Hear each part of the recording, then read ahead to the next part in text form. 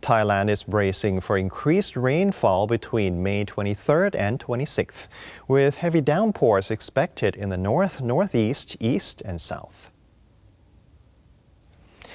The Office of the National Water Resources, or ONWR, has issued a warning based on forecasts from the Thai Meteorological Department and Hydroinformatics Institute, highlighting the risks of flash floods, forced runoff, and landslides, especially in urban areas prone to waterlogging.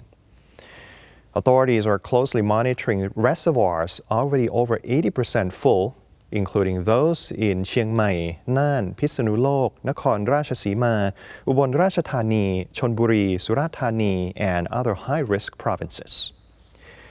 Local agencies are urged to stay alert for rainfall exceeding 90 millimeters within 24 hours.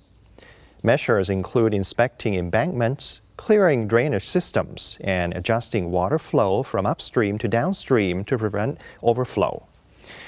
The ONWR has also directed all units to prepare emergency teams, equipment, communication systems, and public alerts to ensure timely evacuation and safety for affected communities.